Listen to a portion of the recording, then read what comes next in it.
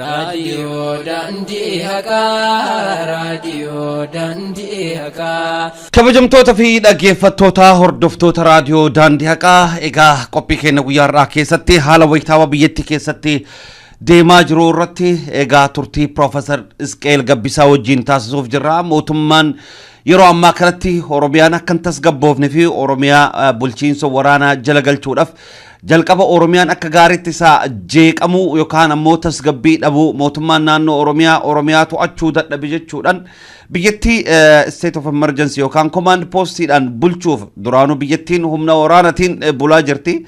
Garuu yeroo ammaa kanatti haalli tuttuqaan taasifamaa jiru bakka hundatti jabaatee itti fufee jira. Tuttuqa kana keessatti egaa dargaggoota keenya qeerroowwan keenya kallattii fi qabanitti saraarsaa jirammoo kallattii fi qabanitti galchaa jirammoo qeerroo yeroo ammaa kanatti sochiin inni taasisuudha qabu maalidha? Tuttuqaan kun haaraa jalqabe moo tuttuqaan kun kaleessallee tuttuquma jirtuudha moo tuttuqa bifa isaa jijjiirate?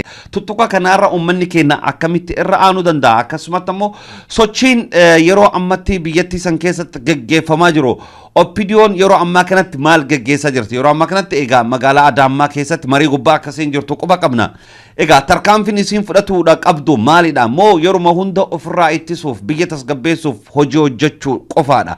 Mootummaan wayyaanee yeroo ammaa kanatti Finfinnee irratti tasgabbaa'anii akka mormiin hin geggeeffamne akka hojiin hin hojjetamne carraaqqii hedduu taasisaa jira. Egaa mee haaluma waliigalaatiin tuttuqaa kanarraa kaafnee sochiin amma deemaa jiru siyaasa biyyattii sanii yeroo ammaa kana gulantaa hamaa gubbaa jira. Prof.ezqaa'el Gabbisaa waan kana mee akkamiin xiinxala waan jedhu ibsaa fi gorsaa qeerroo fi hawaasa keenyadhaaf ammoo ilaalcha hayyooma isaanii nuuf kennuuf jiru. Mee jalqaba Professor Sibanaa. Professor Yooyyaa akkam nageenyi badhaadha fayyuma? Yooyyaa akkam jirta Hamza nagaa? Nagaa fayyaa. Mee akkam jirtan naguma?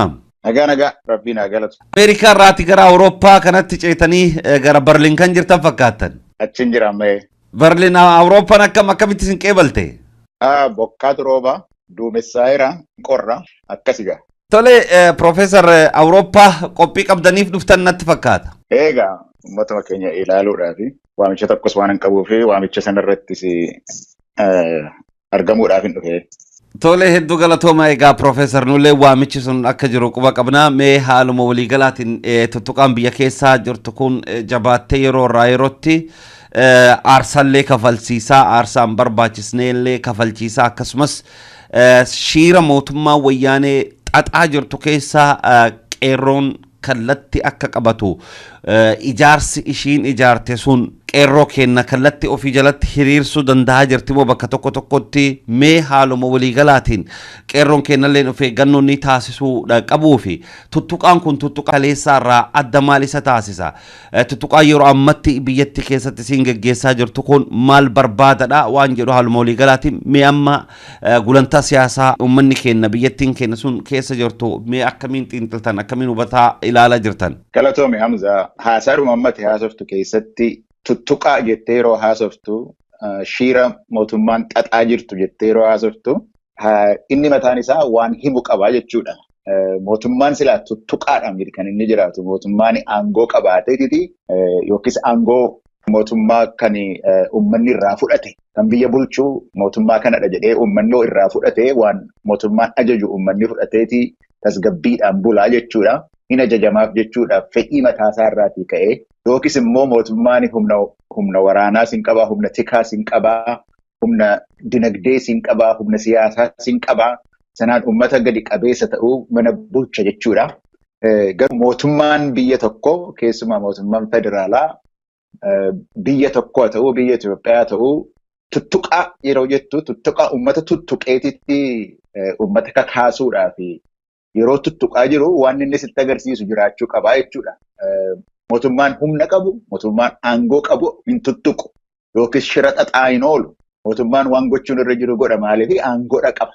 Yeroo amma garuu uummata tuttuqu kunoo amma ji'a 2-3 darbuudhaaf adeemaa guduwaa karaa bahaa, karaa Sumaalee, karaa kibba bahaa, karaa kibbaa, karaa kaabaallee karaa Oromiyaa kaaba yeroon siin jedhu karaa Affaarillee tuttuqaan jira ture. Hin tuttuqa mootummaan natu kana godha hin jedhu akkasittiin wanni waa tuttuqugaa akka atillee beektu wanni waa tuttuqaa jiru waa tuqataa jiru mootummaa jabaadha miti jechuudha argitee waan godhu sanarratti itti amanee kan godhaa jiru utuu ta'eetiiti labsiidhuma baaseeti humna qabu itti bobbaaseetiiti biyya bulchaa jechuudha. Kun iyyuu haasaa Muhammad jetturraati kan inni mul'isu mootummaan kun gara dadhabuutti akka inni deemaa jiru humna inni qabu aangoo inni qabu aboo inni qabu sun harkatti dadhabaa deemuudhaaf sababii kanaaf uummata sodaateetiiti uummata tuttuqaa jira jechuudha. Uummatatti shira xaxaadha jira jechuudha. Kun kan agarsiisu mootummaan sun ofiin xaxamee akka jiru keessa isaati haa ta'u bakkeedhaati dhiibbaa irratti godhamerraati haa ta'u mootummaan garuu akka mootummaatti biyya bulchuudhaaf sadarkaa dadhabirra gaheeti jira jechuudha. Karaa kan biraa immoo mootummaadhaan kan morman qeerroon Oromiyaa kan qeerroon Oromoo iddoo adda addaa jiran humna mootummaa dadhabsiisan kana sababii isaaniitiif dadhabsiisan kana ammayyuu dadhabsiisuudhaaf tarsiimoodhaan deemuudhaaf hojii sammuu hojjechuudhaan deemuudhaaf toftaa adda addaa yeroo adda addaatti baafatanii mootummaa kana dadhabsiisuudhaaf waan isaan hojjetanii humni isaanii guyyaa guyyatti akka inni guddataa deemu toftaan isaaniis guyyaa guyyatti akka tolaadha deemu. Walumaa galatti hamma mootummaan dadhabaa deemu kuni waan danda'u hundumaa mootummaa kanatti uummatatti darbataa jiru. Namni keessaa utuu ajjeefamaa jiruyyuu namni keenya utuu dararamaa jiruyyuu yeroo dheeraatti yoo gara fuulduraatti ilaallee amma qabsoon Oromoo kun sadarkaa haaraatti dabarteetti jechuudha. Akkasitti natti mul'ata Hamza. Tolee hedduu galatooma Profeesar. Mee amma tuttuqaa kana uummanni keenya kaleessallee bifa adda addaatiin irra aanaa ture. Tuttuqaan amma isaan ittiin deeman shirri isaan fayyadaman amma sabaaf sablammii walitti buusuu bormoo oolee bulee kan amantii masgiida gubuu manneen amantaa kiristaanaa gubuu waan akkasiyaan hedduu karoorfata jiran kallattii yuunivarsiitiiletiin illee waan kan akkamiin irra aanuu dandeenya.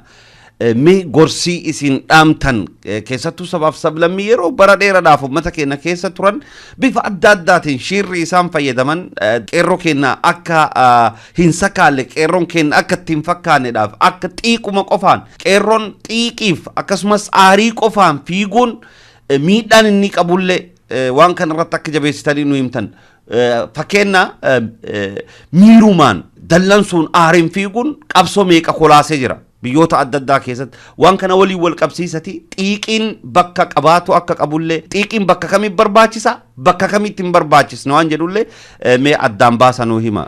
Galatoomii akkuma afaan Oromootiin jedhanii barii jalatti dukkanoofti. Barii jala waan dukkanooftuufi kan isheen akkana taatee jirtu bariihuudhaaf adeema. Sababii kana hubachuudha jalqaba baruun kan irra jiru qabsoon Oromoo kan waggaa 40 waggaa 50 kan isa caalaa deeme iyyuu sadarkaa guddaarra gaheeti jira. Sadarkaa guddaarra gahee jira yeroon jedhu maaliif akka ta'e yoon tuttuqeen illee amma tokko irratti dubbadhe tokkoffaa dhimma biyya sanaa kana keessatti ergite dhimma biyya Itoophiyaa keessatti waa'een Oromoo ka'uun irra hin jiru ture. Hin dubbatamu ture. Waa'een Oromoo irraanfatamuutu irra jira.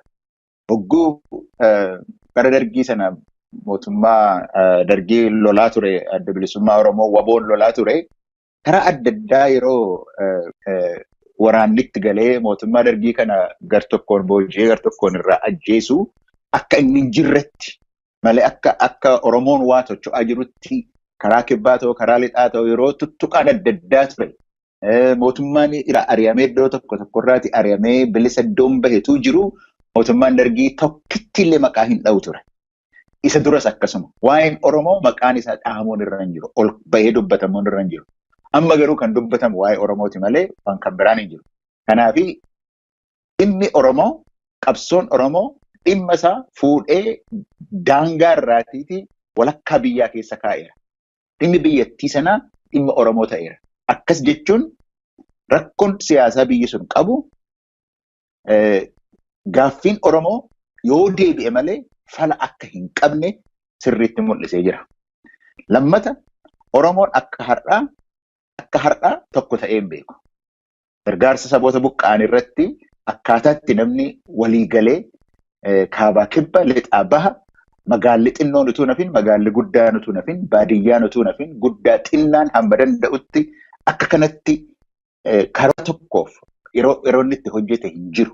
Tarii waggaa 400 dura Oromoon akka uummata tokkootti socho'uun isaa reefuudha ta'ee jira. Kun immoo jabinadha kan inni agarsiisu. Ergii akkas ta'e, ergii qabsoon Oromoo sadarkaa haaraa kanarratti ergii gaheetii kan amma nu barbaachisu hammamillee shirri ammati jette kuni, ajjeechaan kuni, hidhaan kuni karaa mootummaa irra ga'u yoo ilaallellee dararri yoo gurguddattee jiraattellee yeroo seetu gahee jira jechuudha. Sadarkaa cimaatti waan darbee jiruufiti tattaafataa jira mootummaan. Tuttuqaatti gadi cabee jira mootummaan. Shira xaxuu irratti gadi kufee jira mootummaan kun. Amma kan Oromoo keenya kan barbaachisu hundaaf keessumaatii ijoollee qeerroodhaaf kan barbaachisu qabsoon sadarkaa amma gahe kana keessatti sammuudhaan waan hojjetan. Tarsiimoo yeroo dheeraatiin waan hojjetamu. Akkas jechuun toftaan gaggabaabaan har'a nuyi godhanu. Toftaan itti kaleessa dhimma baane darbee toftaa haaraadhaan. Toftaan tokko tarkaanfii tokko gaafa fudhannu tarsiimoo keenya iddoodhaan kan gahuudhaaf danda'u ta'utu irra jira. Sababii kanaaf namni keenya kan barates kan dhimma kanas beeku karaa seeraa haa ta'u, karaa siyaasaa haa ta'u, karaa dinagdee haa ta'u, karaa teeknooloojii haa ta'u, hojii sammuu adeemsisuudhaaf yeroo dandeenye jirruttidha. Sababii kanaatiif gara sanatti deemutu irra jira. Yeroo ammaa kana keessatti immoo yeroo wayyaaniin hamma danda'u mootummaa kana uummata Oromootti daddarbataa jiru kana keessatti hunda shakkuu barbaachisa. Sochii jiru hundumaa shakkuutu barbaachisa. Of keessatti ilaaluutu barbaachisa. Kanas immoo qeerroon keenya gochaadha jira. Qeerroon Oromoo kana gochaa jira. Kan keessa lixee jeequmsa uumuudhaaf kan danda'u basaasota of keessaatii baasee qabee poolisiitti kennaa jira. Kanarratti kanan yoo gorsa ta'e qeerroodhaaf jedhu yeroo hunda basaasota gidduu isaanii jiran yeroo to'atan, yeroo qabatan gara poolisiitti geessu. Ofiin tarkaanfii irratti fudhachuutu hin ta'in uummanni Oromoo uummata seera qabeessa, uummata tasgabbiidhaan bulu, uummata waaqa sodaatee bulu ta'uusaa hamma ammaatti kan agarsiisaa turre akka hin bannetti kan nu keessa lixee uummata keenya jeeqee mootummaan Tigree humna qabu, humna waraanaaf uummati kaasa fudhatee gaditti yaa'u akka hin goonetti shirri isaanii kun bakka fedhii isaanii akka hin geenyetti hunda shakkuudhaan gaafa basaasa qabatan immoo poolisiitti geessuudhaan poolisiin Oromiyaa kun amma ergii ji'a tokko darbe keessaatti uummata eeguudhaa fi poolisiin akkamitti akka inni hojii hojjechuun irra jiru agarsiisaa waan jiruuf gara poolisiitti geessu. Garuu hunda shakku tasgabbiidhaan socho'u hojii humnaa utuu hin ta'in, hojii dhiibbaa utuu hin ta'in sadarkaa isaarra waan dabarree jirruu fi hojii sammuutiin akka waan hojjennu, mariidhaan akka hojjennu, waliigalteedhaan akka hojjennu, tokkummaa dhiiga Oromootiin argame kana guyya guyyaan akka jabeessinu akkasitti gaa kanan dubbachuudhaaf barbaadu Hamza. Tole hedduu galatooma Profeesar. Mee amma kallattii gara hooggansa yeroo ammaa kana biyyatti hooggansa Opidiyoo Oromiyaa Opidiyoon sochiin ishiin taasisuudha qabdu difensii qofaadha moo amma sochiin guddaan kan inni gaggeeffamu handhuura Oromiyaa Finfinnee keessattidha wanni hunduu sirna federaalizimii kana kabajsiisuudhaaf Oromoon carraan inni qabu federaalizimii kanatti fayyadamuudha qaba jettee bulchiinsi Opidiyoo kun ammatti carraaqataa jira mirga keenya kabajsiisuudhaaf faayidalee uummata Oromoo kabajsiisuudhaaf hojiin guddaan sila ka hojjetamu Finfinneedha. Yeroo amma kanatti immoo TPLFin Opidiyoo Finfinnee irratti akkasiin tasgabbooftee hin teenne gara aanaaf gandatti si buusee hojiidhaan poolisii Oromiyaa bulchiinsa mootummaa naannoo Oromiyaa kanaadhaan hojii jajjabaatti kennaa jira. Egaa TPLFin Finfinnee irratti sochiin akka hin taasifamne maaliif barbaaddi? Mootummaan naannoo Oromiyaa immoo sochii kana akkamiin irra aantee tapha kana gara Finfinneetti fiduu dandeetti? Mootummaan naannoo Oromiyaa akka an ilaalutti jalqabaa irratti waan an jechuu barbaadu dhaabbiin kun kan uummata Oromoo hin turre dhaabni isaa kan mootummaan Tigree uummata Oromoo ittiin bulchuudhaaf ittiin qabachuudhaaf ijaarratti ture kana hin yaadatama. Amma hamma dhiyoo kana ji'a 5-6 darbe keessatti jalqaba afaaniin waa'ee sabboonummaa Oromoo dubbachuudha jalqaban. Toftaa aktivistoonni Oromootti dhimma bahan itti himuu jalqaban. San booddee hojiidhaanis agarsiisuu jalqaban gara uummataa goraa akka jiranii. Kuni waan OPDO'n akka dhaabaatti godhate tun ta'ini dhiibbaa uummanni Oromoo irratti godhe. Dargaggoon Oromoo irratti godhe, qeerroon Oromoo irratti godhetu gara fuulduraatti meeshaa diinaa ta'ee deemuudhaaf akka hin dandeenye namoota kana keessa jiran miseensota dhaaba kanaa irratti mul'isee jechuudha. Kanaaf dhiibbaa kanatu waan TPLF'n ofiitii tolchate, ofiitiitii uummata Oromoo ittiin gadi qabuudhaaf tolchatte sana irraatii booji'e jechuudha. Akkasitti natti mul'ata. Uummata keenyatu itti lixee, uummata keenyatu nama keenyatu itti lixee irraatii booji'eeti amma TPLF'tti galagalcheetti waan jiru natti fakkaata.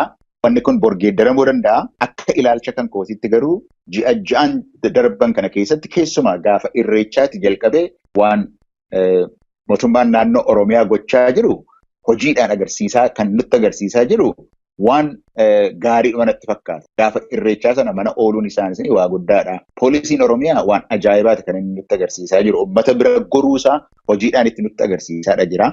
Namoota jeequmsa oofaa jiran kan ammoo lafa isaan jeequmsa uumuudhaaf shira isaan godhan uummata keessa lixanii jeequmsa isaan godhanii arganii basaastota kana qabanii mana murtiitti dhiyeessanii hatattamaan murtii itti kennanii mana hidhaatti erguu jalqabuun isaaniis hojii guddaadha. Kun argite manni murtiis maal gochuun akka irra jiru beekamaadha. Murtii kennuutu irra jira. Haqaaf hojjechuutu irra jira. Poolisiin uummata eeguudha kan irra jiru. Uummata tasgabbiidhaan akka bulutti.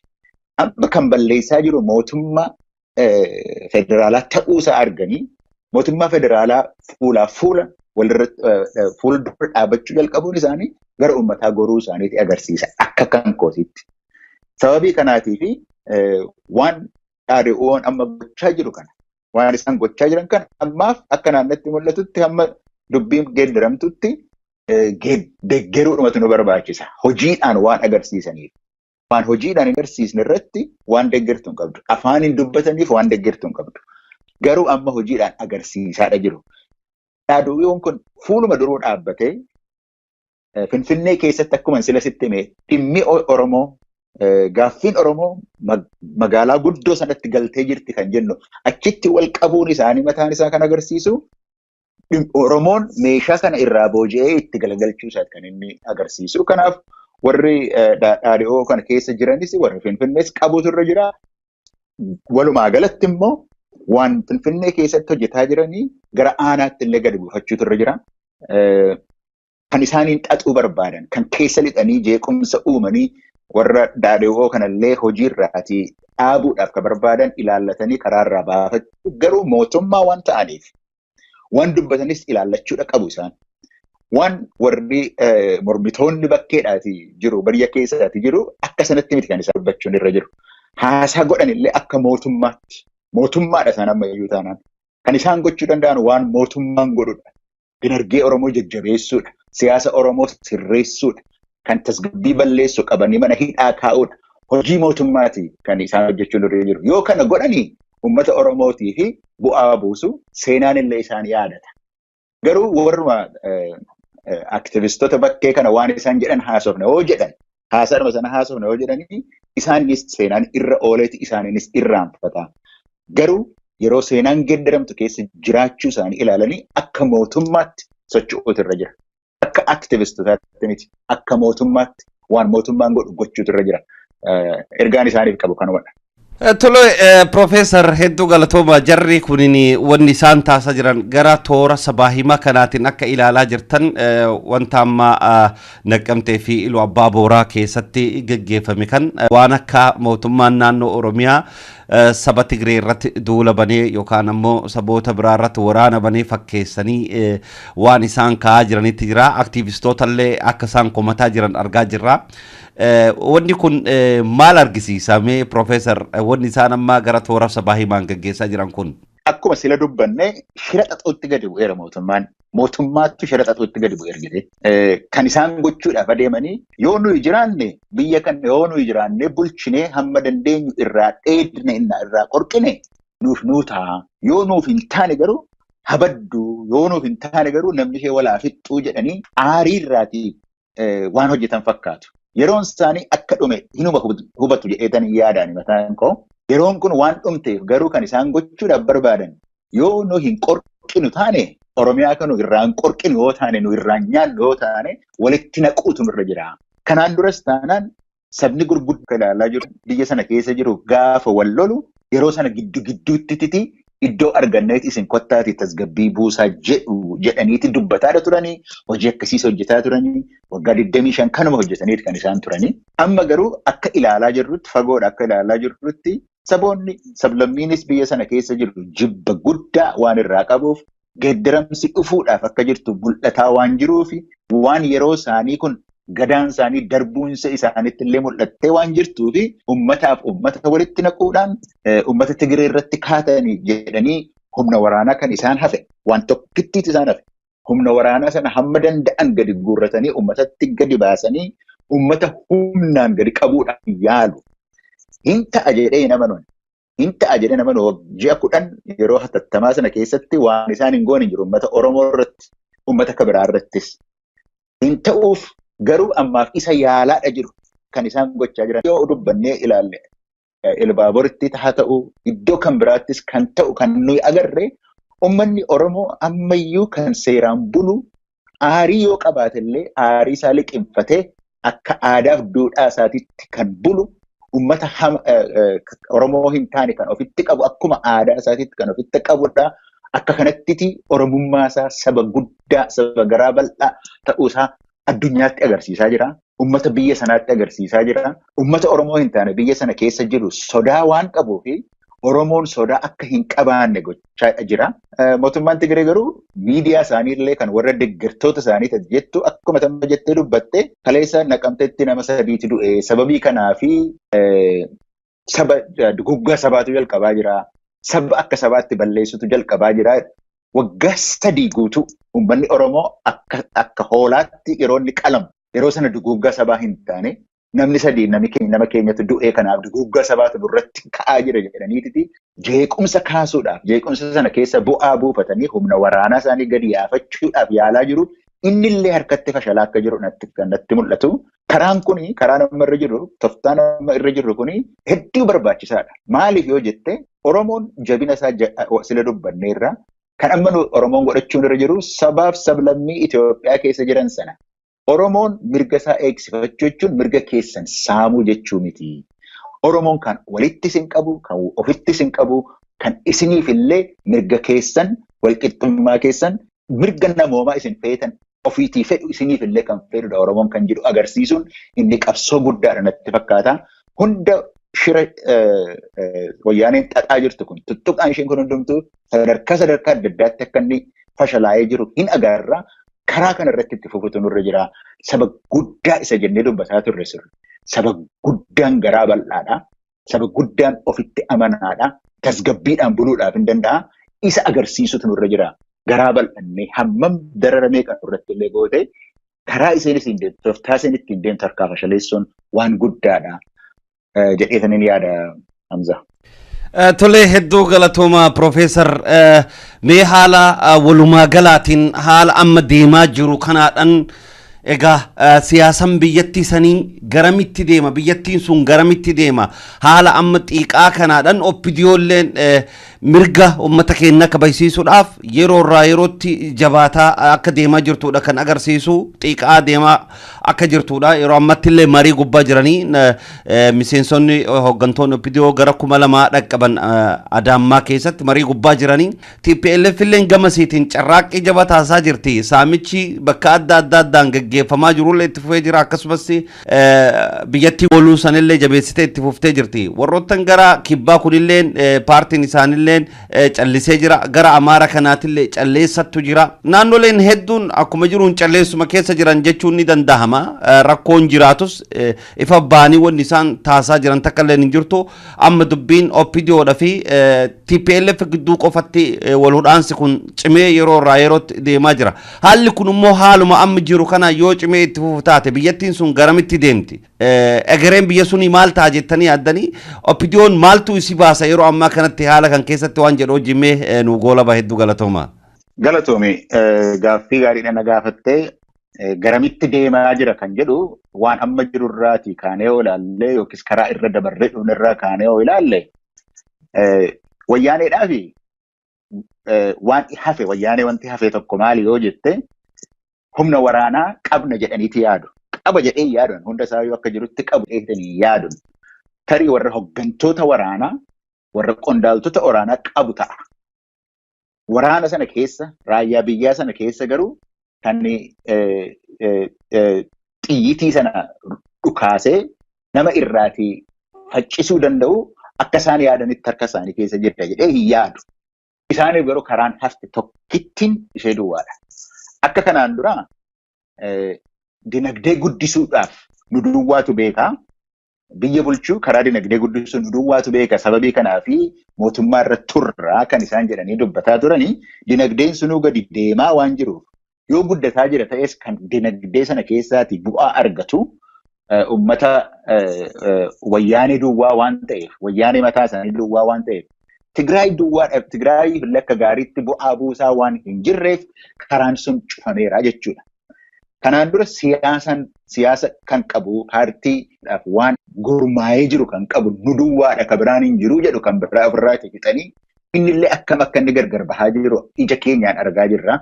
Gaafa OPDO'n irraa baqatu, gaafa dhaabbati Amaaraa sun irraa baqatu, warri kaanis yeroo irraa baqatan yeroo laallu karaa siyaasaas bulchuudhaaf waan hin dandeenyedha. Kan amma harkatti hafee jiru humna raayyaa waraanaa kan harkatti hafee jiru sana isa ummatatti gadi yaasanii humna cimaadhaan hamma ajjeesan irraa ajjeesanii hamma hidhan irraa hidhaniititi yoo mootummaa irra turuudhaa yaalan tokkittiin kan harkatti haftee jirtu isiidha. Isiin waan harkatti haftee jirtuuf immoo sababiidha barbaadu. Raayyaan waraanaa mootummaa Itoophiyaa kana fudhatee bulchuudhaaf kan danda'u isa duwwaadhaa. Dhaabni siyaasaa hin jiru. Waan kan biraan hin jiru bulchuudhaaf kan danda'u bulchiisa kan danda'u nu duwwaadhaa humna federaalaa duwwaadhaa. Warri naannoollee federaalummaa kana iyyuu balleessuudhaaf hojjetu propagaandaa sana kan isaan gadi yaasaa jiranii tokkitti waan harkatti hafe sana gochuudhaaf inni karaa tokkodha jechuudha.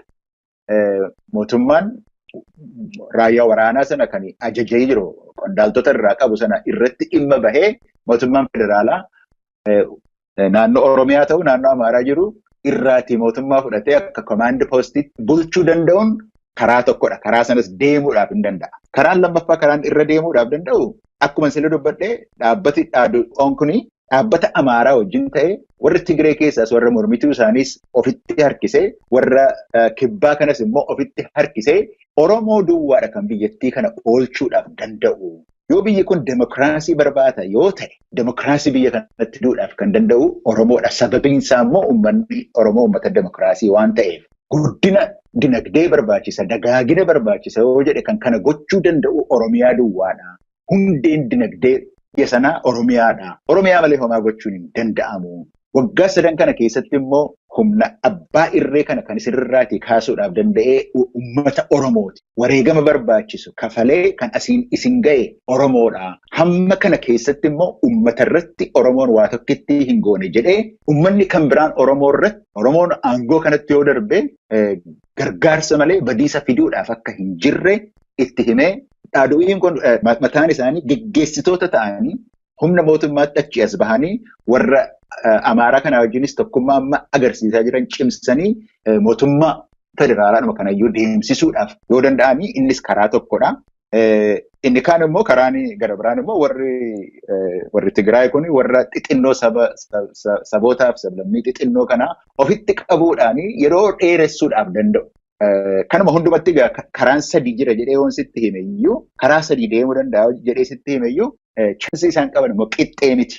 Inni karaa OPDO'dhaa fi Amaarriif warri kaan wajjin ta'an kuni karaa itti deemamuun irra jirudhasti karaa uummanni Itoophiyaa sunis deeggaruudhaaf danda'u karaa sanatti irra caala jedheetan yaada. Garuu uummanni wayyaanee bu'aa baay'ee buufatee waan jiruuf qabeenya baay'ee argatee waan jiruuf biyya sana keessaatiiti immoo aangoo siyaasaa yoo dhaban aangoo biyya bulchiisaa yoo dhaban aangoo dinagdee itti argatan sanayyuu olaantummaa dinagdee argatan qabeenya horatan sanayyuu dhabuudhaaf waan jiraniifi tolaan deemuudhaaf hin jiranii. Sababii kanaatiif hamma tokko immoo sabaaf sablammoota xixinnoo kan ofitti qabanii xixiqqaa kan ofitti qabanii yeroo achi dheereffachuudhaaf hin danda'u. Kuni hin jabaataniiti biyya bulchuu danda'u jechuutu hin ta'in yeroo qabsoo kanaa dheeressuudhaaf hin danda'u. Kana sadan keessaatii immoo kan irra hin ta'a jedhee ani yaadu karaa warri OPDOdhaaf warri Amaaraa waliin ta'anii mootummaa kana irraa buusan. Warri Amaaraas bari amma yaadi isaanii geeddarameera.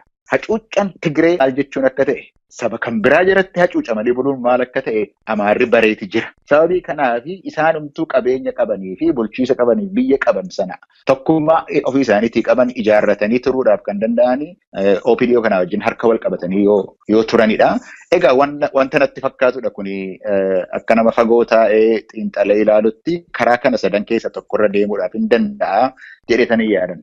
Egaa hedduu galatooma Profeesar Ezqaa'el Gabbisaa turtii bareedduu wajjin taasifne yeroo birattillee haala moo'itaawaa kana keessatti egaa itti dhiyeenyadhaan yeroo ammaa kana gulantaa gubbaa jirru kana keessatti yaadonni keessan haalaan nu barbaachisan xiinxalli keessan haalaan uummata keenya fayyada waan ta'eef itti dhiyeenyadhaan wal hordofuun dirqamaadha. Dhumarratti meegaa obbo Baqqala Garballeen akka isaan mirga wabiidhaan ala ta'anii dhimma isaanii hordofan manni murtii guyyaa kaleessaa murteessuun sun oduu gammachiisaadha. Oduu gammachiisaa sanarratti isinilleen waan isinitti dhagahame jedhaati nagaa keenya walitti haadhaan dhugaa. Galatoomii atis hojii hojjettu kana itti jabaadhu rabbi si jajjabeessu hojii gaarii uummata keenya hojjetaa jirta.